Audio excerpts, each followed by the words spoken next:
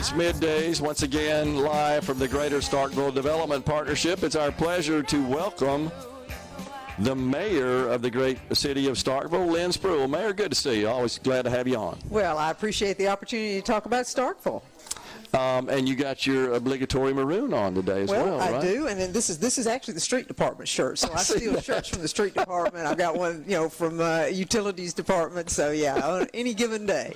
That's awesome. So we've been talking to lots of folks from the area. Representative Rob Robertson, Senator Bart Williams, of course Paige Hunt, the director of tourism, and exciting things going on in Starkville. We've got so much going on. I couldn't be any more excited about it because we did a groundbreaking last week on the 182 project, which is the biggest project Starkville has ever done. It's like $46 million, and we've had help from every source, from the state, from the federal, from local. It's just a huge, huge project, and it's going to be transformative. The city has been recognized with a number of awards here lately, including USA Today, right? Yes, got a big award there. We did. Best small town. How about that? Yeah, I mean, I knew that. I can't help it that they're just now finding out. Well, you don't want it to be a secret. Well, I do not. I do not. I just don't have the same reach that USA has. I got you. So how you doing? I got to always ask. I'm going to. How you doing financially? We're doing really well. We are, because we have been very fortunate in receiving grants on some of these major projects, and we did not raise taxes. We're living within our means in this instance. We certainly have some challenges. We did raise our water and sewer rates at our last board meeting because we've got capital improvements that have to be done. Infrastructure projects are not sexy. Underground ones are. Yeah. The water and the sewer lines, but we want to make sure that we are ready for the growth and development, as well as just keeping pace with what we've got, because we've got aging, just like every other city in any other state. We've got aging infrastructure, and we've absolutely got to replace it. So we're looking at a whole new aerator system for our sewer plant, headworks. I mean, all the engineering details that go with it. But we're upwards of $40 million for sewer and upwards of $40 million for water over the next 20 years that we're going to need to invest in. And you're so right. That's a universal problem, and it's just, I think, a function of just the interval between modernization. I live in Ridgeland, and we had a failure of a major water pump situation down there, and they embargoed use of irrigation systems.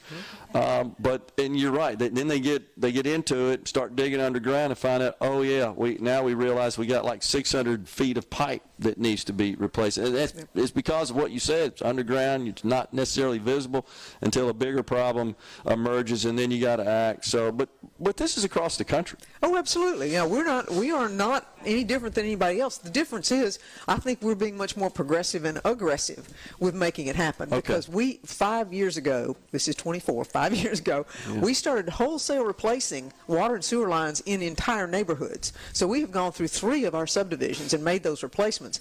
And now we're at a point where the massive capital project of a headworks and a sewer plant have got to be done to the tune essentially of $15 million over the next couple of 3 years. We're going to have to do, and that's just, you just don't have any choice. You can't not do it. Yeah. So it's unfortunate, and I'm getting all kinds of flack on it, and I understand, but it's just one of those things you've got to do, and I'm sorry. And it's also an election year. Let's just be honest. It's coming up on an election year. It makes it tough to make those hard decisions. But you want to grow, and in order to accommodate that growth, you've got to have reliable infrastructure under the ground as well. Well, and it's not just, let's be clear, it's not just growth. It's a matter of just sustaining what you've got. Where you are, yeah. Because you've got we've got 70, 80-year-old lines, and at some point you've got failures, and unless you're going to do constant maintenance, which is not smart, and it's not a good use of your money, you're going to need to do replacements, and so that's where we are.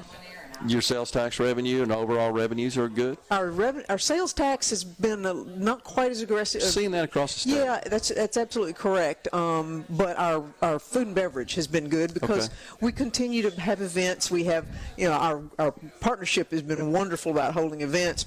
The 2 pages have been really good about, bringing in things that have people come into town from outside. We've got a concert at Rick's tonight, for example. So you got all kinds of things that bring people into town, and that's part of that food and beverage that's helpful. Cornerstone Park showed us a bump this summer for our sports tourism efforts.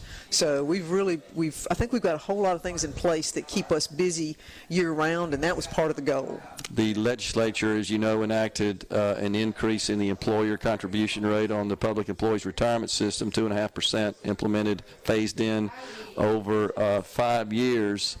You feel like you'll be able to absorb that, and overall, do you still have some concerns about PERS, because that doesn't really fix the problem totally? No, it does not. And yes, we have concerns about PERS. Absolutely. I think there's some serious changes that are going to need to be made. I think it needs to be on both sides. You know, employers can ante up, but I think the employees have to too. And I say that as somebody who's going to be receiving PERS. Okay. It's only right. Those are massive increases that we, fortunately, the blow has been softened, but we're still having to look at what that's going to do to us, of course. You know, the legislature is going to be debating tax reform again. I'm not sure where you stand on that, but Speaker of the House Jason White is holding a policy summit next week to discuss various options. The state's producing tidy surpluses. It has the last 4 or 5 years. There have been some thoughts about reducing or eliminating the grocery tax. Of course, the governor would like to see income tax totally eliminated. You have a position one way or another on this? Of course I do. Well, Not less as a mayor, but probably just more as a resident of the state. Sure. I'm very concerned about the sales tax, and that's as a mayor, because we generate a lot of our revenue that we use for many things in this town, including public safety, for example. And so I have talked to legislators about that with great concern about how you're going to make us whole, because you really do need to make us whole. If you're going to take away a source of our revenue, what are you going to do to replace it, and how are you going to, the sales tax diversion, you want to increase that. That might do an offset, but there's got to be something that keeps municipalities from sinking under that kind of additional weight, because public safety is critical. I mean, that's one of our major functions. We've got to be able to support our police and our fire. We're losing them constantly. It's a rotating thing, because the pay is hard to keep up with, and it's almost like NIL. They transfer out of here because the pay can be more over here. Yeah. So it is a constant struggle. You're trying to create an environment that's safe, that your police want to be in, your fire want to be in, your residents feel good about, but having that constant turnover is costly. And so those are great concerns. And from Mississippi's standpoint, I don't know that it wouldn't matter to me if our income tax was 5%, 2%. I'm not going to change where I live necessarily. I don't think that's going to be a huge draw, and I don't find that, even when I talk to Joe Max Higgins about the economic development in the area, that's not necessarily a draw that's going to bring in the aluminum plant or any other. It rarely comes plant. up, honestly. It does not. Yeah. Mayor, big announcement, I believe yesterday, right, about the hospital, Octavia County Hospital. Looks like they have engaged a third party to conduct a sale, essentially, and solicit a sale. Well, to draw up an RFP. An RFP, yes, okay. To put out there, and I say that because that was a big distinction. Okay. I want to get the RFP drawn up. Gotcha. To see request for proposal. Yes, I'm sorry. Yes, request for proposal, and while it is not a city. Yeah. It is. Still a fair. Well, it does dramatically, and so you work to get these legs of the stool to keep your community stable, and we've just gotten that A rating for our schools, which is extraordinary and wonderful, and so and we've got public safety as a strong piece of that component, and then a hospital. You've got to have a good hospital. We're a retirement community. We've got all these kids out here that people entrust us with when they let them come to school here, and so we really do need a good healthcare system. And what do you think?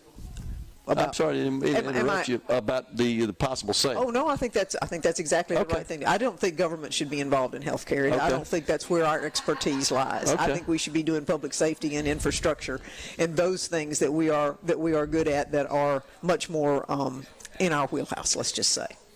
The hospital, for a while, is it not, has been searching for a potential buyer.